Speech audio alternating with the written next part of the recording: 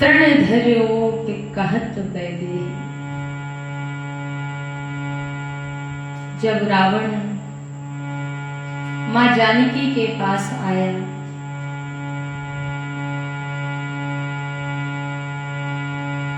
उस समय जानकी अशोक वाटिका में अनेक राक्षसियों से घिरी बैठी हुई थी। धमकाने लगा मां जानकी को, अगर 1 माह के अंदर आपने हमारे प्रश्न का जवाब नहीं दिया तो तुम्हारे शरीर के टुकड़े करके भोजन बना के खा जाऊंगा।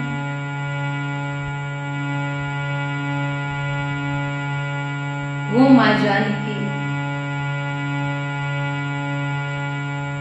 नारी की शक्ति को पहचानिएगा। नारी यदि कुछ बोले ना तो उसको अबला मत समझिए, कमजोर मत समझिए। उसकी आह आपके जीवन को बर्बाद कर सकती है। मैं बार बार निवेदन करूं, नारी को समझने का प्रयास करिए। वो मां जानकी अशोक वाटिका में अकेली तिनके की ओट में कहती है, अरे रावण, तू किस बात पर गर्व करता है? तिनके का सहारा लेकर बोलती, तू इससे आगे ही बढ़ के बता दे। इतना विश्वास है मां जानकी को।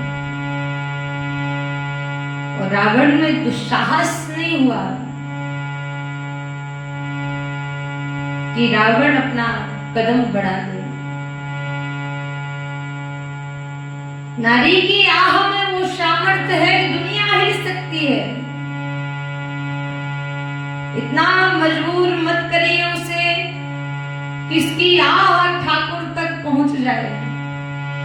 इतना मजबूर मत करिए उसे कि उसकी आह को, उसकी तेल को सुनकर ठाकुर खुद रोने लग जाए।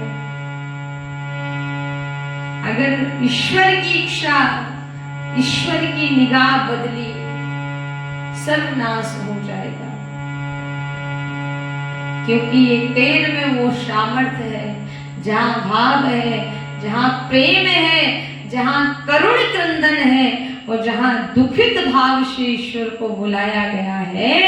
अगर ईश्वर तक करुण क्रंदन भरी तेल पहुंच गई और जिसके द्वारा उस जीव को कष्ट है, दुख है,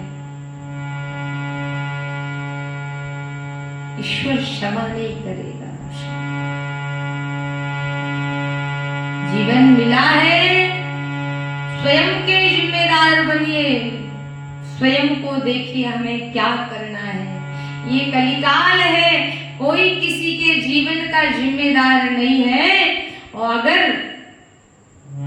हम स्वयं को न देखकर दूसरे के जीवन में ताक झांक करेंगे, याद रखिए उसका जीवन जैसा होगा सो होगा, लेकिन आपका जीवन बर्बाद हो जाएगा। हम स्वयं को देखें, हम दूसरों को गलत सिद्ध करने से पहले अपने जीवन की भूमिका देखें कि हमारा जीवन पहले कैसे रहा, अब कैसे चल रहा है, आगे कैसे चलेगा। इस पर विचार करिए, सामने वाले पर विचार मत करिए। मैं बार बार निवेदन करूं, अगर आप किसी को अपने इशारे पर नचाना चाहते हो तो क्या वो आपके इशारे पर नाचेगा? कदापि नहीं हो सकता। कोई किसी के हिसाब से नहीं चलता, सब अपने हिसाब से चलते हैं। और जिनके जीवन में ईश्वर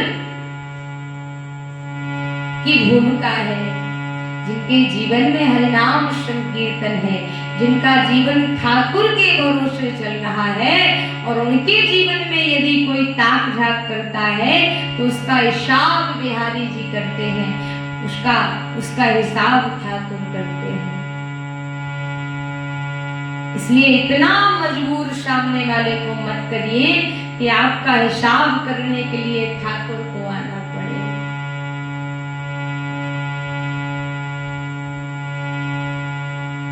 आपने महाराज अम्बरीश का नाम तो सुना होगा। भक्ति में वो सामर्थ्य है, अगर भक्त पर भी कोई त्रुटि हो जाए और उस त्रुटि पर सामने वाला हावी हो जाए और उस भक्त की टेर ईश्वर तक पहुंच जाए तो ईश्वर उसका संग देते हैं। महाराज अम्बरीश पर तो कोई त्रुटि भी नहीं हुई, और जब दुर्वासा ऋषि ने देखा तो क्रोध में आकर के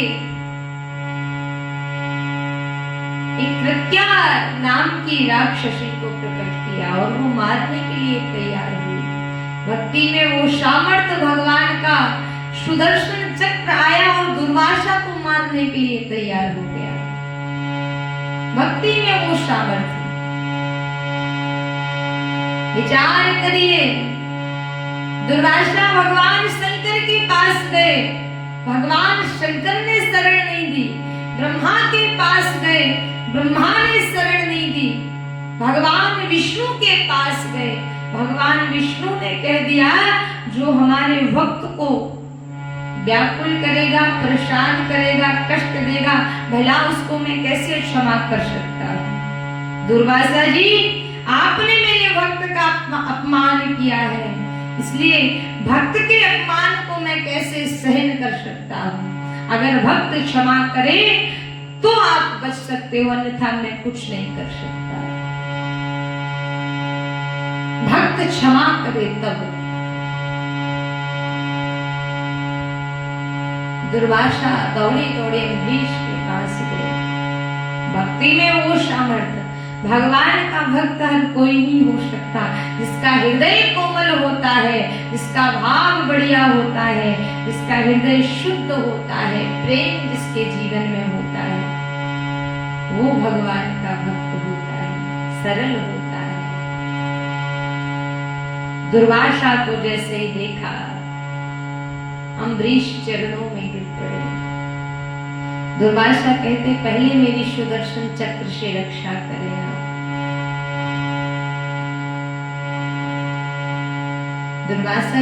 दुर्वासा की बात सुनकर अम्बरीश कहते, हे भगवान के द्वारा भेजे गए सुदर्शन चक्र, अगर मैंने सच्ची निष्ठा से एकादशी व्रत किया है और सच्ची निष्ठा से संतों की सेवा की है, तो मैं विनय करता हूं कि आप लौट जाइए, इन संत को क्षमा कर दीजिए। दुर्वासा के सामने ये दृश्य देख रहे हैं दुर्वासा जी। अम्बरीश के कहते ही सुदर्शन चक्र लौट गया। किसी के भाव को हम कैसे जान सकते हैं? कौन कितना ईश्वर से जुड़ा हुआ है, कितनी निष्ठा भगवान से है। किसी को गलत सिद्ध हम कैसे कर सकते हैं? मैं बार बार निवेदन करूं, इस दुनिया में सब अपने कर्म से पल रहे हैं, सब अपने कर्म से, कोई किसी के भाग्य से नहीं पलता। हम कहें कि हमारे भाग्य से सामने वाला पल रहा है, ऐसा नहीं है। अगर ऐसा है तो फिर शास्त्र झूठे हैं। को ना काऊ सुख दुख कर दाता और निज कृत कर्म भोग सब दाता। कर्म प्रधान विश्व कर राखा, जो जस करहु सो तस फल जाता। कोई किसी के द्वारा नहीं करता, सब अपने कर्मों के अनुसार जी रहे हैं। जिनके कर्मों की जैसी भूमिका जीवन में रही है, उन कर्मों के फल अनुसार उनको जीवन जीने का अवसर प्राप्त हुआ है। कर भला होगा भला, कर बुरा होगा बुरा। इस बात को याद रखिए और फिर जीवन को जिए। ठाकुर जी के चरणों में अपने जीवन को समर्पित करके, उनकी इच्छा में अपनी इच्छा को मिला करके यदि आप जीवन जी रहे हैं दुनिया में कोई परास्त नहीं कर सकता। ये दुनिया तो गिराने के लिए ही बनी है, लेकिन जिसकी बाह को ठाकुर ने पकड़ लिया, जिसके हाथ को ठाकुर ने पकड़ लिया, उसे कौन गिरा सकता है? कौन गिरा सकता है? दुनिया की कोई भी ताकत लग जाए पर कोई परास्त नहीं कर पाएगा उसे, जो ठाकुर